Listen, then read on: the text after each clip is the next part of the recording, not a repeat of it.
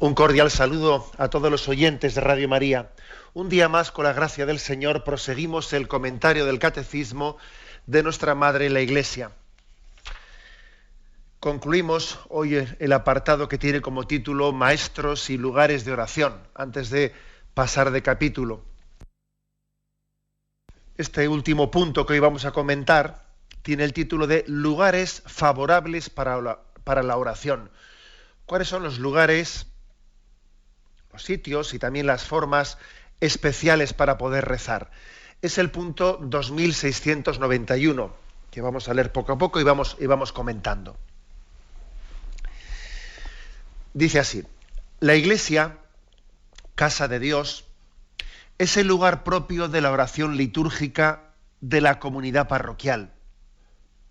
Es también el lugar privilegiado para la adoración de la presencia real de Cristo en el Santísimo Sacramento. La elección de un lugar favorable no es indiferente para la verdad de la oración.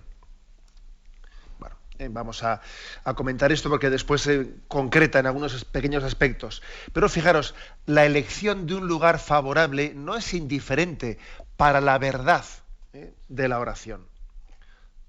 Claro que el hecho de que uno elija un lugar determinado quiere decir mucho sobre lo que él se dispone a hacer, sobre si él cree verdaderamente en eso que él va a hacer.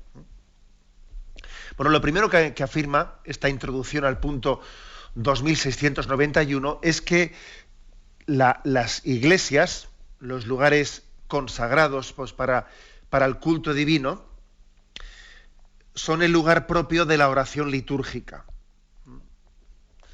No quiere decir que esté prohibido celebrar una Eucaristía, por poner un ejemplo, fuera de una iglesia. De hecho, también el Papa, cuando hace pues, un viaje apostólico, muchas veces se ve pues, necesitado de celebrar la Santa Misa fuera de un templo, en una gran plaza, etcétera. Puede haber razones pastorales que justifiquen que una Eucaristía o una liturgia se celebren fuera del templo. También puede haber ocasiones en las que, por ejemplo, se celebre una Eucaristía pues en la cumbre de un monte. También el propio Papa Juan Pablo II, en aquella pastoral juvenil que él tenía en sus años jóvenes allí en Polonia, pues sabemos cómo él acompañaba a los jóvenes al monte, al campo, y también celebraban alguna Eucaristía en alguno de esos contextos. Pero siempre es algo pues especial y circunstancial, pero no es eso lo propio, ¿eh? No es eso, podríamos decir, lo ordinario. Lo ordinario de la celebración litúrgica y especialmente eucarística es celebrarla en un lugar sagrado, en un altar consagrado, pues especialmente en una iglesia, en un templo, en un oratorio, etcétera. Eso es lo primero, ¿eh?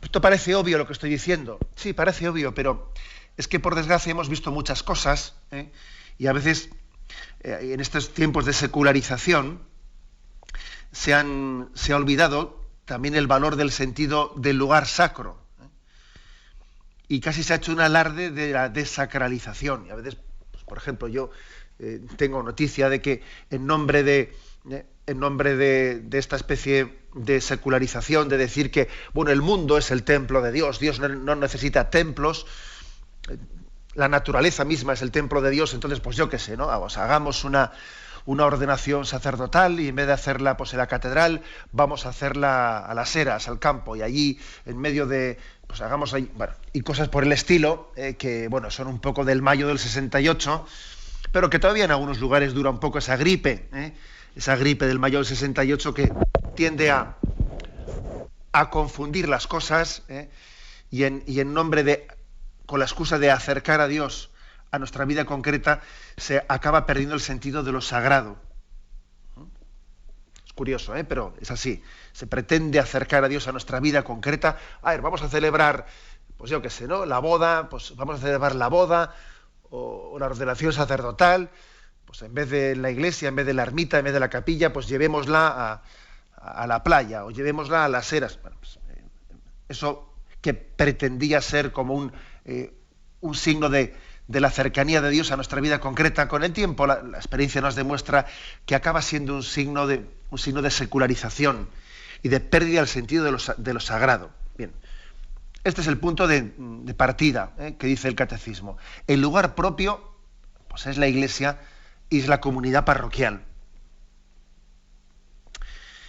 Lo segundo dice, es también el lugar privilegiado para la adoración de la presencia real de Cristo en el Santísimo Sacramento. Es decir, aquí hay una afirmación de partida. Por supuesto que uno puede rezar, su oración personal puede tenerla en muchísimos lugares, pero aquí lo que se quiere afirmar es que el lugar especial y privilegiado para nuestra oración personal es el sagrario, es hacerlo ante la presencia de Cristo sacramentado. ¿Se puede rezar en todos los lugares? Sí, por supuesto que se puede rezar en todos los lugares, pero no da lo mismo un sitio que otro. No da lo mismo. No sé si me habéis oído a mí comentar me imagino que será un chiste, ¿no? El chiste es el que se cuenta de que fueron a verle al Papa, dice que era Pío XII, que fueron a verle un dominico y un jesuita, y estaban discutiendo entre el dominico y el jesuita si se podía fumar mientras que se rezaba, ¿no? Y discutían entre ellos, y el dominico era más estricto y el jesuita pues quería justificar el que se pudiese fumar, no rezando, ¿no? Entonces van a verle al Papa para que el Papa dirima su discusión, y dice que le dice el dominico al Papa: Santidad, ¿se puede fumar mientras se reza? Y le dice el Papa: hombre, hijo mío, la oración es una actividad santa en la que nos debemos de concentrar plenamente sin que nada nos distraiga, y no debemos ni fumar ni distraernos en nada, sino centrarnos plenamente en la oración. Sale fuera el dominico, se cruza con el jesuita y le dice: lo tienes difícil, me ha dado la razón. Bueno, y entra el jesuita dentro y le dice al Papa: Santidad, ¿se puede rezar mientras se fuma? Y claro, el Papa le dice: hombre, ya dice San Pablo, ya comáis, ya bebáis, hacerlo todo para la gloria de Dios, luego tenemos que hacer oración en todas las actividades de la vida, ¿no? También mientras que rezamos, ¿no? Mientras que fumamos, perdón. Bueno, pues este pequeño chiste, claro que uno puede rezar en todo momento, claro que uno puede y debe, ¿no?, de intentar hacer oración en todos los momentos y actividades de su vida, pero eso no quiere decir que dé lo mismo, no da lo mismo. Es decir, nuestro lugar privilegiado para la oración es el sagrario, es la presencia del Santísimo Sacramento. No digamos nada cuando podemos vivirlo bajo la exposición del Santísimo Sacramento, bajo la exposición de la Eucaristía. ¿Por qué? Pues porque hay una presencia real, porque no es simbólica, porque está Cristo mismo, Él, sustancialmente presente. Y claro que puedo hablar yo con Él a cierta distancia, pero no es lo mismo. Imaginaros que alguien viva pues en una casa en la que tenga muy cerca al Santísimo, el Señor, ¿no?, en el sagrario. Pues porque vive en un monasterio o porque vive en un barrio que tiene ahí mismo al lado suyo, a un paso pues tiene el sagrario y lo tiene accesible y lo tiene disponible. Bueno, pero él dice: bueno, pero si es lo mismo, ¿no? ¿Qué más dará? Si total rezo aquí yo en mi cuarto. Bien, de acuerdo. Pero mira, te pongo un ejemplo. Imagínate que tú quieres comunicarte, ¿no?, pues con tu madre que está en el cuarto de al lado, pues, y le llamo por teléfono. Y mamá, ¿qué tal estás? Y no sé, igual hay un momento en que te dice: hijo mío, pero si estamos pared con pared, ¿por qué no vienes a donde mí, que estás a lo mío? Bien, es un ejemplo, y como muchas veces os digo, los ejemplos cojámoslos en la medida que nos sirvan y no se pueden aplicar literalmente, ya lo sé. Pero es verdad, es decir, yo creo que si hay una fe viva, la fe busca la presencia más inmediata. Y entonces le estorban las intermediaciones del teléfono. Si está sustancialmente presente el sagrario, lo lógico es que prefiera estar con él. Más todavía, hasta tendré una especial satisfacción si estoy con él expuesto en el Santísimo Sacramento. Es decir, no ya únicamente con la presencia de Cristo reservado en el sagrario, sino expuesto en el Santísimo Sacramento en la custodia. Y tendré en ello un signo que que me ayudará todavía más a vivir su presencia. Las capillas en las que se expone el Santísimo Sacramento, y además quiero hacer una mención especial a esa extensión que poco a poco se va difundiendo de la adoración perpetua, el hecho de que día y noche el Señor esté expuesto en algunas capillas y haya turnos de adoración 24 horas, y en tantos lugares haya personas que se estén apuntando pues, para tener turnos de día y turnos de noche. Eso ayuda muchísimo a la oración, ayuda muchísimo. En las capillas de la adoración perpetua, a través de ellas se está introduciendo en el pueblo de Dios una espiritualidad de maternidad espiritual muy importante, de una maternidad espiritual en la que el pueblo de Dios, en la que los cristianos oran ante el Señor y de una manera muy, muy gráfica le están encomendando en esa capilla, que generalmente la adoración perpetua pues suele haber una por diócesis, ¿no? Le están encomendando pues tantas necesidades sacerdotales por los seminaristas, por la pastoral de la diócesis.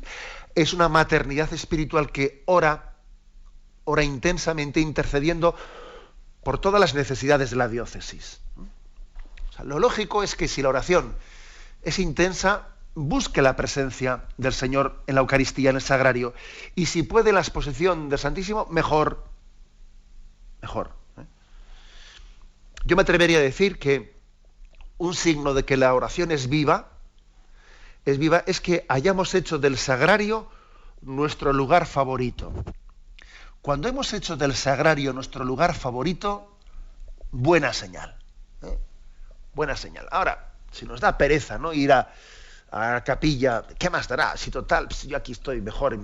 Vamos a ver. ¿Cuál es mi lugar favorito, en el que yo me siento más a gusto, ¿no?, en el que más encuentro mi descanso? Ya sé que más de un oyente estará diciendo, pues a mí me gustaría, pero es que resulta que siempre está la iglesia cerrada, porque es que únicamente la abren para un rato antes de misa y termina la Eucaristía y se cierra enseguida. Pues eso ciertamente es un drama. La verdad es que es una pobreza muy grande que debiéramos de tomarnos en serio a ver cómo afrontamos eso. Porque, claro, tenemos miedo a que nos roben en las iglesias, pero hace poco le escuchaba yo a un hermano obispo. A un hermano obispo le escuchaba decir, pues que, claro, por miedo a que nos roben, pues las obras de arte, tenemos las iglesias cerradas, pues nos vamos a quedar nosotros con las obras de arte y vamos a ir perdiendo la fe. Claro, pues tenía razón. Es que yo creo que hay que arriesgarse y hay que buscar fórmulas concretas, quizás buscar, qué fácil sería, qué bueno, qué bonito sería, no digo fácil, pero qué bueno sería el que se busque un voluntariado para tener turnos de estar ante el Sagrario, y de esa manera matamos dos pájaros de un tiro, que esas personas que se han apuntado para poder tener la iglesia siempre abierta, de paso están orando. Ya tenemos unos turnos de adoración. Y además hacemos el servicio de que la iglesia esté abierta y algunas personas pasen y se encuentren con Cristo, porque ese momento de gracia que puede tener alguien que pasa delante de una iglesia y se siente invitado a entrar en ella, eso nosotros no podemos medirlo. Pero sin embargo, me parece, ayer mismo os voy a decir que yo recibía una carta de un joven que justo había cumplido los 18 años, que me decía cómo después de salir del instituto se sentía llamado a pasar delante del Sagrario y sentía allí un momento de intimidad con el Señor, de intercesión y de presentarle sus cosas, que era su momento más íntimo, su momento especial del día, en el que él, salido del instituto, podía pasar y ponerse un rato delante de ese Sagrario, que obviamente estaba abierta a la iglesia, ¿no?, de su pueblo. Bien, por lo tanto, cuidemos mucho el que los sagrarios estén accesibles. Y yo creo que tenemos que ofrecernos también en las parroquias para ese servicio. Ministro, yo me ofrecería, decirle al párroco, yo me ofrecería para que el sagrario estuviese accesible, para que estuviese la iglesia más tiempo abierta. ¿Por qué es tan importante esto que estoy diciendo? Pues porque el Señor en el sagrario está actuando. Él no está pasivo. No tiene una presencia inerte, pasiva, sino que está actuando, está solícito, está afanoso, ¿no? Y el Señor actúa, luego tenemos que estar cerca de Él. os voy a decir yo mismo como testimonio personal que muchas veces, que yo tengo una mesita cercana, ¿no? Cerca del sagrario, y que muchas veces en esa capilla veo que el Señor, estando cerca de él, te inspira, y muchas veces un sacerdote o un obispo se acerca a la capilla del sagrario y al Señor le pregunta: Señor, ¿qué les digo? ¿Qué les digo? Porque también, yo no sé, yo me siento en blanco, ¿no? ¿Qué les digo? Inspírame. ¿Qué quieres que les transmita un párroco que va a predicar?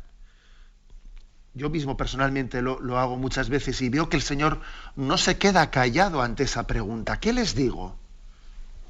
Una madre que le dice a Jesús en el sagrario: ayúdame a ser una madre solícita ante mis hijos. Un padre que dice lo propio, ¿no? O sea, el Señor no está inerte y pasivo, sino que está afanoso, no para, no está quieto, ¿eh? Está actuante.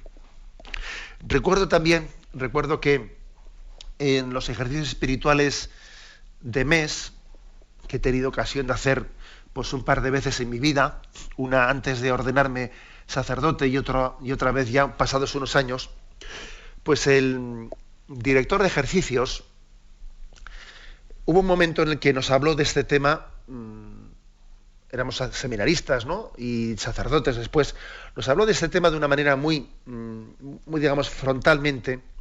Incluso nos llegó a plantear la posibilidad de que tuviésemos delante del sagrario, en nuestra parroquia, nuestro lugar, para que pudiese llegar a ser mi lugar favorito, mi lugar más cómodo, en el que yo voy a buscar mi descanso en Jesucristo, voy a buscar mi descanso en Él.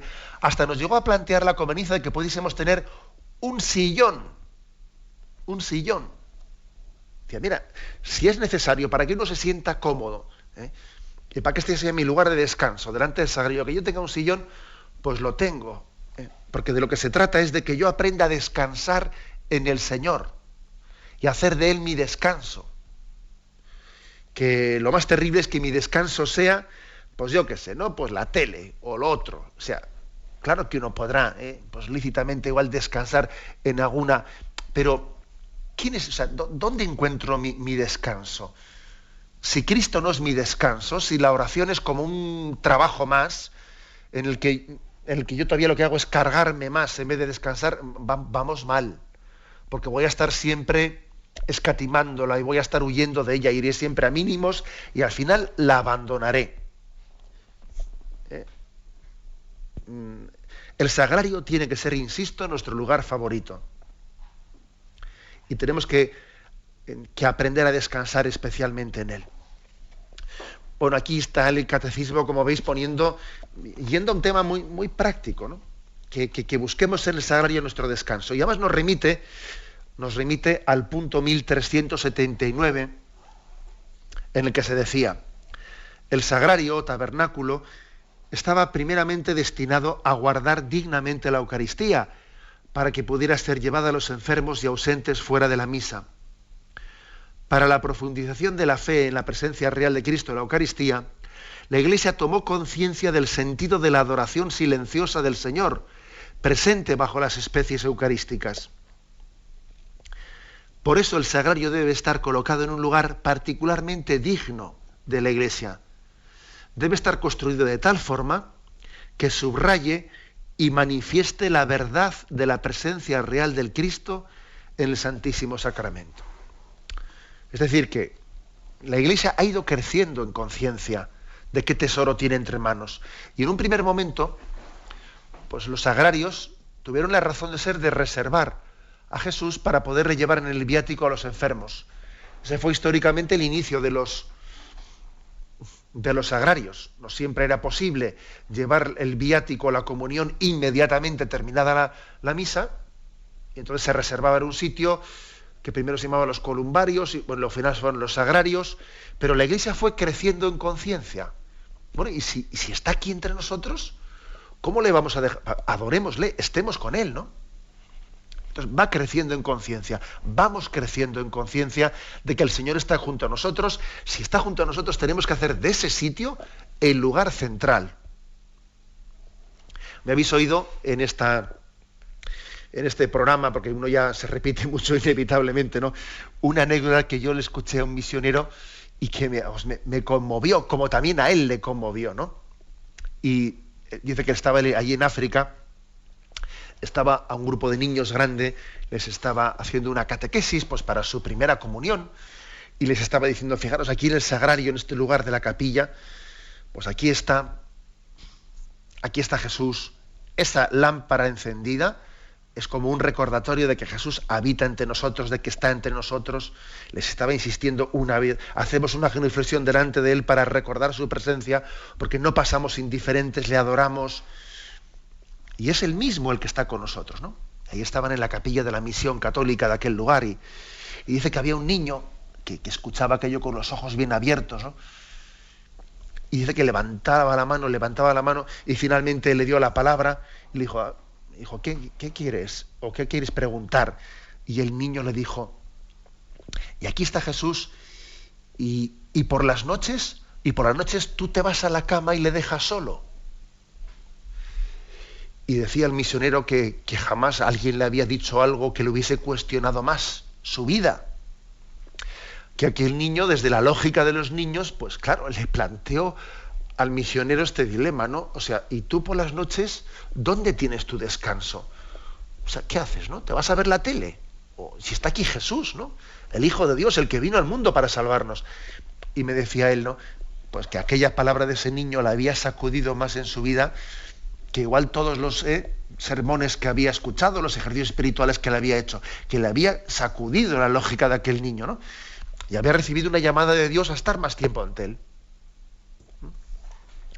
Bueno, esta es la conciencia que hemos ido adquiriendo al paso de los siglos, de que la presencia de Cristo entre nosotros no es una presencia transitoria, ¿no?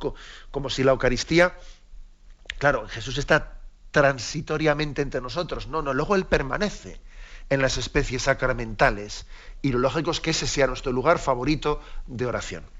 Tenemos un momento de reflexión. Continuamos en esta edición del Catecismo de la Iglesia Católica comentando el punto 2691. Después de haber dicho en la intervención anterior que el lugar más especial, el lugar privilegiado para rezar es ante el sagrario, ante la presencia de Cristo, la Eucaristía, continúa el punto y dice: para la oración personal, el lugar favorable puede ser un rincón de oración. Ahora está hablando en el caso de que uno en el que uno no pueda rezar, no puede hacerlo siempre delante del sagrario.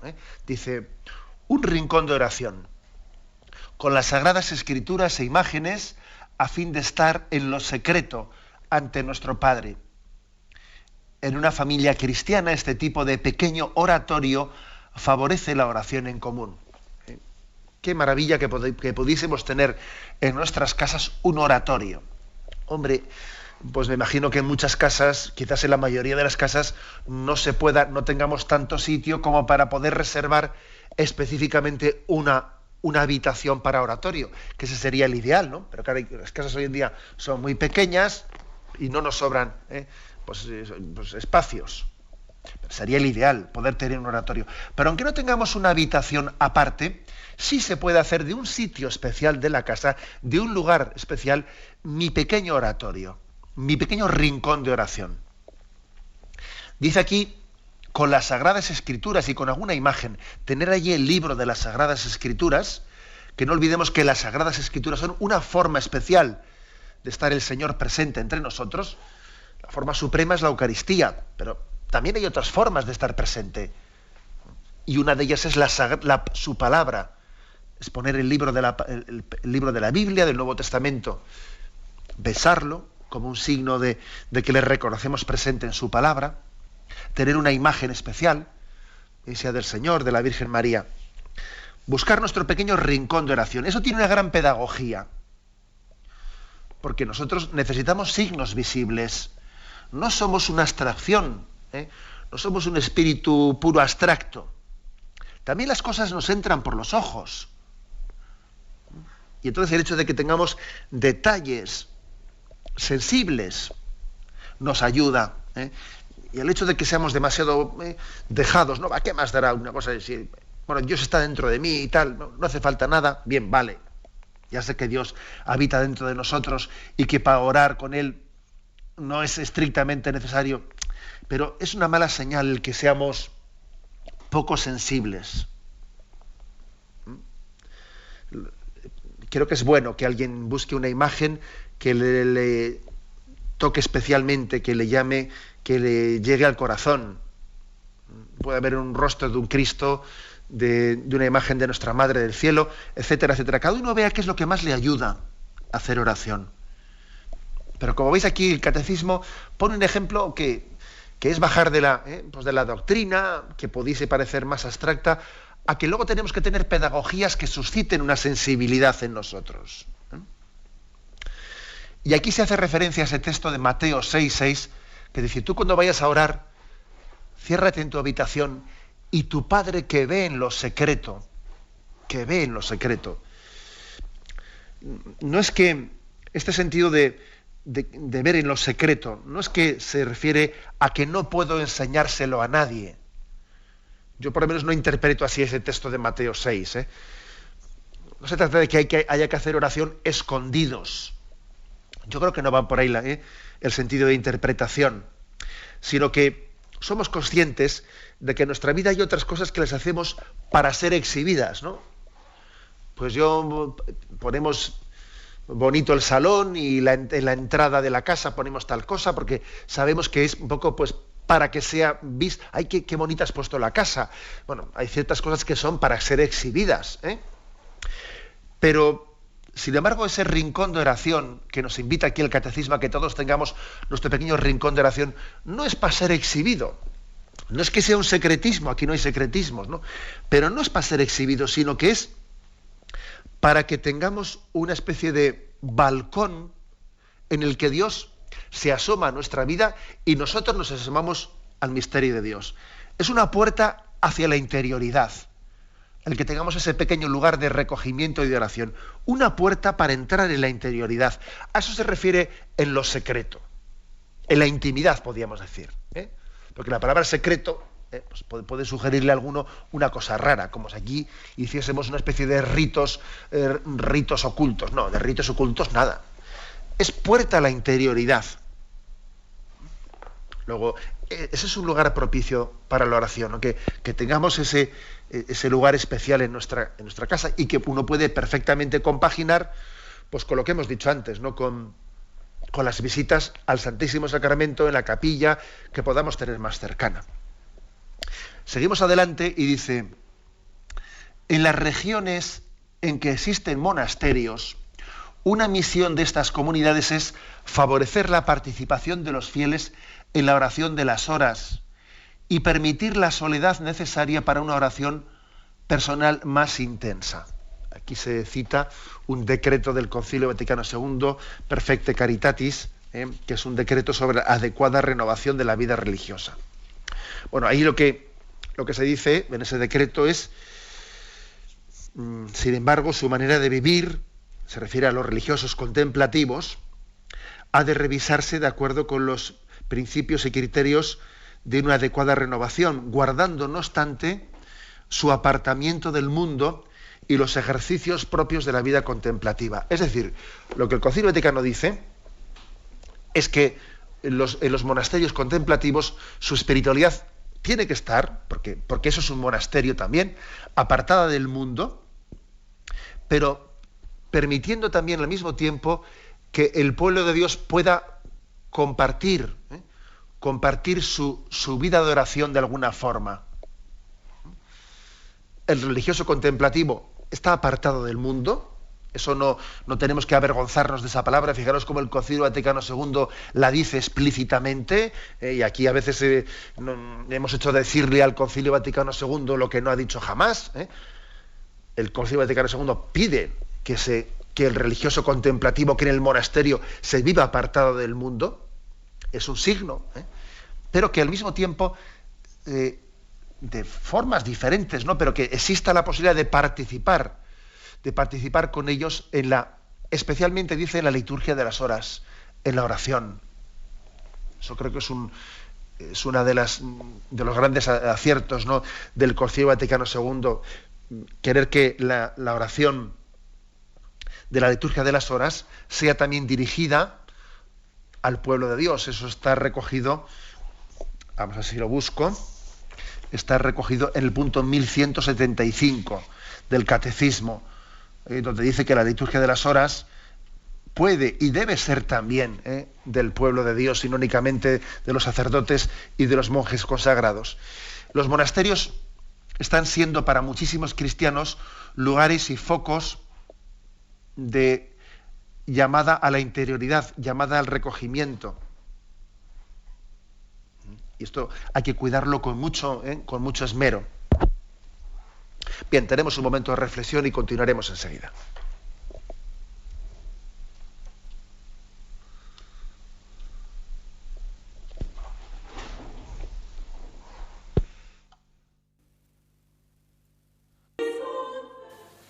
Escuchan el programa Catecismo de la Iglesia Católica con Monseñor José Ignacio Munilla.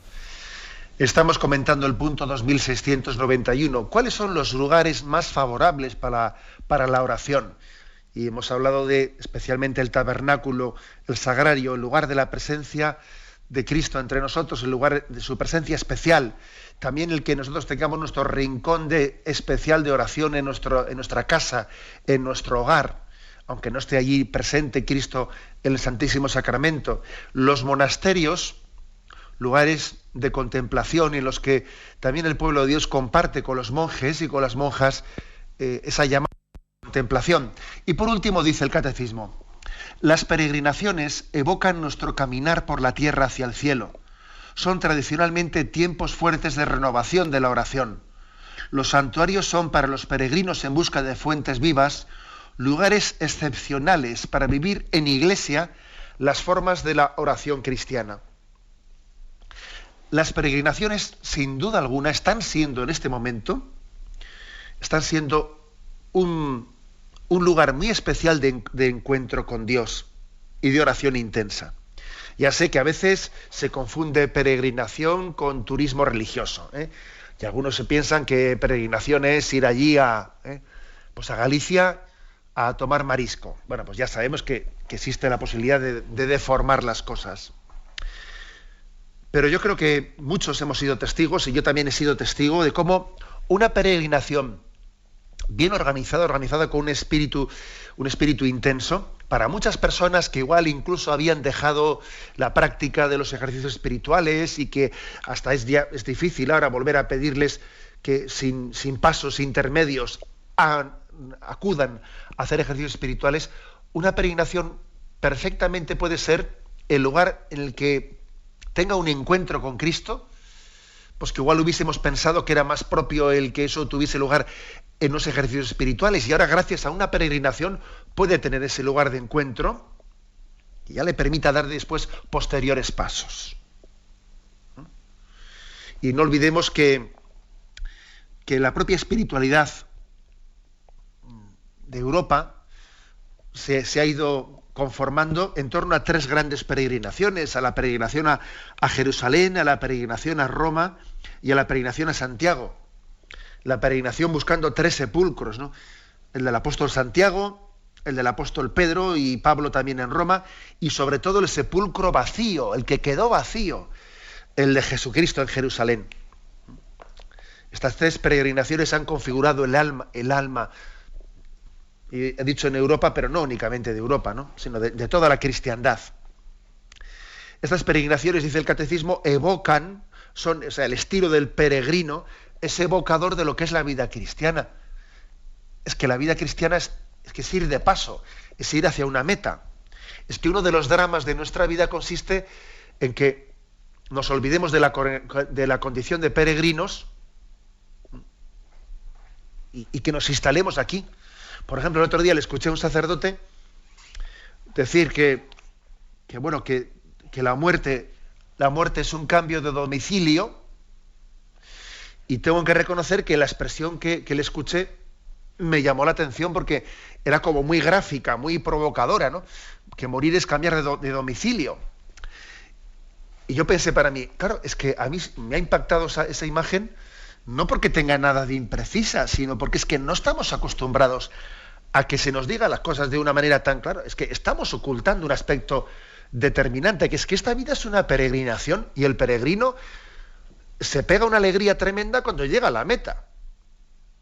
El peregrino ve allí pues las torres de la Basílica de Santiago desde el Monte del Gozo, y como el propio nombre indica, es el Monte del Gozo, no el Monte de la Tristeza porque he llegado, no, es el Monte del Gozo. Y el problema es que nosotros resulta que bueno, que nos entristecemos de llegar a la meta, pero bueno, ¿pero qué es esto?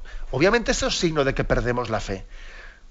O sea, las peregrinaciones que hacemos, el peregrinar a los santuarios, es una evocación de que vamos de camino. Y de que el gozo es ver más cerca la meta. Bueno, pues esto, aquí el catecismo dice, este es un lugar muy favorable para la oración, la peregrinación, los santuarios marianos. También yo quisiera reseñar el hecho de que es llamativo que en esta época de secularización, en el que muchas parroquias se ha debilitado su vida interna, se ha debilitado pues la capacidad de convocatoria que tiene la parroquia. Sin embargo, en estos años de secularización, en los santuarios marianos no ha ocurrido lo mismo. Gracias a Dios continúan teniendo muchísimos de ellos una capacidad de atracción tremenda, que es una manera de contener la secularización muy grande, ¿no? Nuestra Madre del Cielo parece que ha recibido, ha recibido del Señor pues una encomienda muy especial de colaborar con Él en ese misterio de la salvación, reuniendo a sus hijos en los santuarios marianos, reuniéndolos, convocándolos. Primero que yo quisiera también señalar qué belleza tienen estos lugares. Es impresionante, ¿no? Uno va a Covadonga y ve la Santina, y va a Lourdes y ve aquella gruta, y uno ve la belleza de los santuarios marianos, y creo que también es un reflejo del misterio de Dios que resulta atrayente. Los santuarios marianos son atrayentes. Y Dios tiene su designio en eso, de que la belleza de María y de sus lugares nos atraiga y nos meta en el camino de la oración. También yo he sido testigo de cómo en los lugares rurales, en los que los pequeños pueblos a veces pues no se ponen de acuerdo en que quién tiene que ir en los horarios de las misas, y existen los piques de turno, ¿no? De que yo quiero tener la misa a las 12, el sacerdote siempre discutiendo porque todo el mundo quiere la máxima comodidad para él y nadie quiere tener la misa el domingo a las 10 de la mañana y cosas por el estilo, ¿no? Sin embargo, cuando en esos pueblos limítrofes y vecinos, pero a veces mal avenidos, hay un santuario mariano en la zona, pues suele ocurrir que esas divisiones y esas rencillas se ven totalmente superadas en la convocatoria común en ese santuario mariano, en el que todos esos pueblos se sienten perfectamente convocados. También esto suele ocurrir muchas veces, que hasta desde el punto de vista práctico, pastoral, el recurrir a un santuario mariano pues nos une muchísimo y nos hace superar pequeñas que a veces resultan grandes, ¿no? Divisiones, etcétera. Es decir, que los santuarios marianos son lugares muy privilegiados de oración. Estoy pensando ahora pues en Fátima, estoy pensando en Lourdes, he puesto también el caso de Covadonga, qué decir, ¿no?, del Pilar y de tantos otros lugares, pero démonos cuenta que María, ella misma, es como una capilla en la que rezamos a Dios. La Virgen María, ella es la capilla. Y sus santuarios marianos es como si reflejasen un ven y reza conmigo y desde mí, reza al Señor. Ir a sus santuarios es sentirse en su regazo. Sentirse en su regazo. No es como evocar que cuando éramos pequeños nuestra madre nos cogía en su regazo y nos decía, ven, que te enseño a rezar. Es el regazo de la madre que nos introduce en su propia oración, y con los labios y las palabras de la madre, de nuestra Madre del Cielo, le rezamos a Dios. Por eso también aquí, ¿no?, se habla de las peregrinaciones y de los santuarios, y especialmente de los santuarios marianos, ¿no?, como lugares favorables para la oración. Bueno, como veis, hemos concluido con este punto 2691, este apartado maestros y lugares de oración. Ahora vamos a dar el turno a vuestras preguntas y también creo que vamos a aprovechar el que concluyamos este apartado, pues para hacer también algunos avisos. Dedicaremos el próximo programa a tener un día específico de preguntas entre nosotros. El próximo lunes, si Dios quiere, el lunes lo dedicaremos íntegramente, la hora entera, a tener preguntas de los oyentes antes de pasar al siguiente capítulo.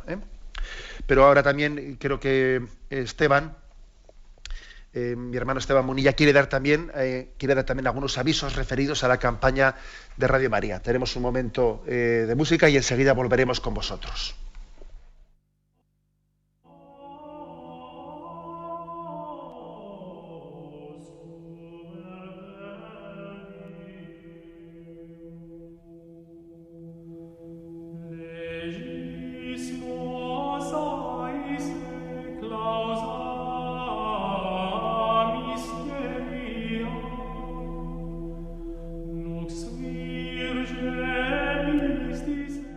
En efecto, queremos compartir en esta hora, digamos así, de alta audiencia, donde sabemos que tenemos muchísimos oyentes, pues para empezar un agradecimiento, dar gracias a todos los que compartís Radio María a esta hora, porque hemos conseguido esa meta que estábamos marcándonos, la adquisición de esas 2 frecuencias, ya es parte de la historia de Radio María. Nos falta la firma, pero ya tenemos los fondos necesarios para la misma. Pero aprovechamos el momento para dar gracias y también compartir otra noticia. Estando en ese momento de la posible firma de esta compra, ya nos ofrecen una tercera más. Una frecuencia además en Cataluña. Por lo tanto, tenemos ahí 300.000 euros que se nos quedan pendientes. Los 400.000 los hemos conseguido, 300.000 nos piden ahora por una frecuencia en Cataluña. De ahí que os hemos enviado a todos los que recibís el boletín gratuito de Radio María, os hemos enviado, a muchos ya lo habéis recibido estos días, una carta, pues para que llegue ese recordatorio a vuestras casas, pidiendo a aquellos que no han podido todavía tomar parte en esta campaña de compra de frecuencias, os hemos enviado una carta recordando el tema y también con un impreso en el cual podéis, sin tener que hacerlo ya que los voluntarios no podemos tenerlos en la emisora de una manera permanente, simplemente rellenando esa papeleta, enviándolo en un sobre con sello gratuito, que no hace falta que pongáis sello, lo cobran aquí al llegar para que lo hagáis de una manera rápida. Hemos enviado a todos los que recibís el boletín de Radio María esa notificación y también pues esa posibilidad de poder compartir con nosotros en esta compra de una tercera frecuencia. Está claro que la Virgen, como os decía, está abriéndonos estas posibilidades. Unos cierran puertas, ella nos abre ventanas. Pues con la alegría de haber podido conseguir las 2 primeras, vamos a por la tercera. Además, nos hemos ido a por ella sin más. Hasta un oyente nos ha prestado 50.000 euros para la compra de esta frecuencia, de manera de que podamos devolvérselo sin intereses incluso. Así es la gente de Radio María, así sois los oyentes de Radio María. Vamos, por lo tanto, a no estar con la intensidad que estábamos antes, pero que sepáis que Radio María sigue con esa puerta abierta, pudiendo comprar más frecuencias, y vamos de hecho ya a por la tercera. Gracias a todos los que habéis colaborado y también a los que vais a colaborar en esta campaña que, os digo así, queda abierta a través de esa carta que os hemos enviado a todos los hogares. De ahí que es muy importante que estéis todos. Bien, pues nos alegramos mucho de esas buenas noticias que hemos escuchado, de cómo Radio María lucha por difundirse, y que allí donde se le han cerrado puertas, pues bueno, pues se le abren ventanas comprando frecuencias, aunque eso no quiere decir que nosotros tengamos que renunciar al derecho de un reparto justo de las frecuencias por parte de las administraciones, por cierto, no debemos de renunciar a eso. Y además lo digo especialmente por los oyentes de Valencia, porque estamos esperando en Radio María por la resolución del reparto de frecuencias, y creo que es bueno que los oyentes de esos lugares, los murcianos y los valencianos, hagan oír su voz para que también la administración sepa pues que los oyentes de Radio María existen y tienen derecho, ¿no?, dentro de una pluralidad en el reparto de las frecuencias, también a ser tenidos en cuenta. O sea que vamos a tocar todas las teclas, como se dice, ¿eh? Pues bien, aunque tengamos poquito tiempo, pero vamos a dar paso a algunas llamadas de los oyentes. Buenos días, ¿con quién hablamos? Hola, buenos días, soy Sí. Rosa María de Valladolid. Adelante. Una pregunta le quería hacer. Le quería preguntar si rezar el rosario delante del sagrario, se gana indulgencia plenaria. ¿Cada cuánto tiempo hay que confesar para ganar la indulgencia plenaria? Si cada semana o cada 15 días. ¿Qué significa lo de la indulgencia plenaria? Y también cómo se pueden ganar, además del rosario, si es que se gana, porque esa es mi pregunta, cómo se podrían ganar otras indulgencias plenarias. Bueno, pues la verdad es que igual yo debería estar más preparado para responder con detalle esa pregunta que usted me hace. Ya me comprometo yo para el lunes, que hemos dicho que el lunes tendríamos un programa detallado de respuestas. Me comprometo a poder hacer un detalle de qué prácticas en concreto tienen la indulgencia, etcétera. Pero bueno, yo creo que la indulgencia, le puedo decir que la indulgencia del rosario no está ligada a hacerlo delante del Santísimo Sacramento, que también la tiene el rezarla en familia. El hecho de hacer una oración comunitaria está indulgenciado especialmente también por la Iglesia. Pero bien, como le he dicho, me comprometo yo a darle más detalle el lunes. Vamos a dar paso a un siguiente oyente. Buenos días. Buenos días, padre Monilla. Sí, le escucho. De Cádiz. Vale, adelante. Vamos a ver, esta pregunta que yo le hago ya usted ha contestado en otras ocasiones.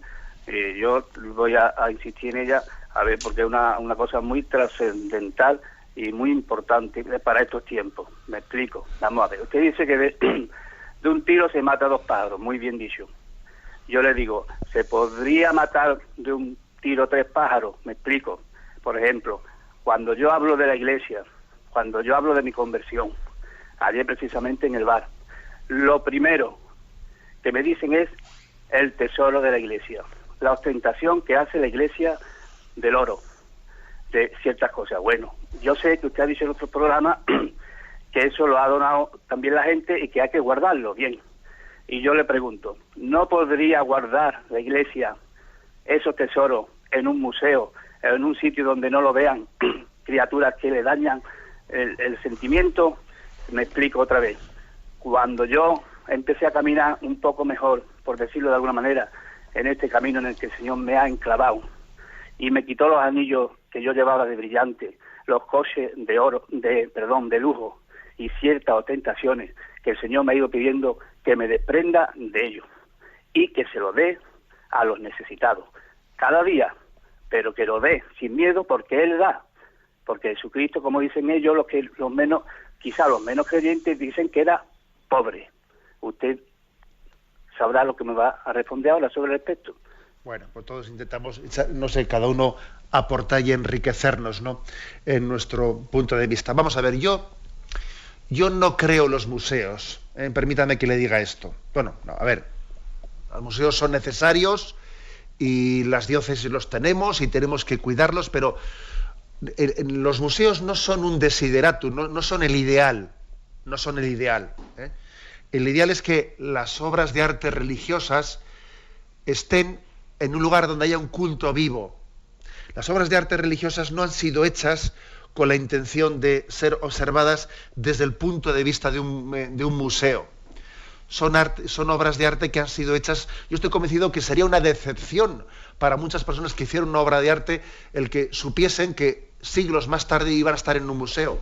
Ya sé que es inevitable muchas veces, pero el ideal es que una obra de arte esté plenamente integrada en el culto y plenamente integrada pues en la vida de oración de la Iglesia. Yo le voy a decir que a usted ayer en el bar le dirían lo que le dijesen, ¿no? Pero es que al final siempre recurrimos a los 4 tópicos de siempre.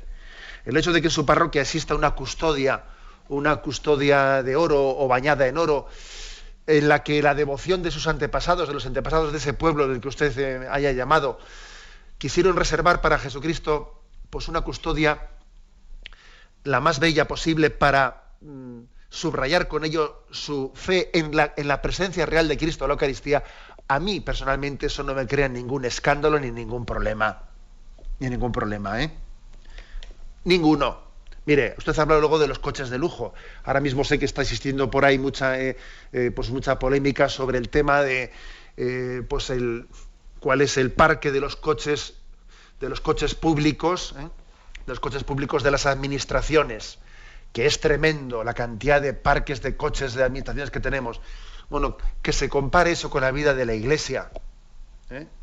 Y vemos, por ejemplo, en la Iglesia cómo vivimos a ese respecto, ¿no? Donde cada sacerdote se compra su propio coche y tira con él y con un sueldo ínfimo, ¿eh? Y que nos pregunten en los obispados cuántos coches tenemos, ¿no? De parque, de coches oficiales. Bueno, pues yo comparo la pobreza en la vida de la Iglesia con el mundo que nos rodea, y yo digo, el que quiera ver, que abra los ojos y vea. El que nuestra tradición cristiana, la fe del pueblo, haya llevado a reservarle a Jesucristo, especialmente la custodia, su presencia real de Cristo en la Eucaristía, lo mejor, eso a mí no es para mí en absoluto motivo de escándalo. Es un signo de fe que le reserva. Acordaros de cómo también cuando al Señor le fueron a lavar sus pies con aquel perfume costoso, hubo quien reprochó que ese perfume tan costoso se reservase para ungir los pies de Jesús. Y él dijo: dejadles hacer este signo, que los pobres siempre los tenéis con vosotros. Y desde luego, si nosotros no asistimos más a los pobres, no es porque hayamos reservado para el sagrario allí el oro. No, vamos a ser claros. Si nosotros no ayudamos a los pobres, no es porque en el sagrario haya oro o plata, sino porque tenemos una vida más cómoda, porque nos tenemos que desprender de más cosas y vivir más pobremente nosotros. O sea que yo creo que tenemos que sacudirnos ese complejo de que se nos esté hablando de algo que es, yo diría, un tópico que no es partir de la realidad. Bien, tenemos el tiempo cumplido. Me despido con la bendición de Dios Todopoderoso, Padre, Hijo y Espíritu Santo. Alabado sea Jesucristo. El programa Catecismo de la Iglesia Católica, dirigido por Monseñor José Ignacio Muniz.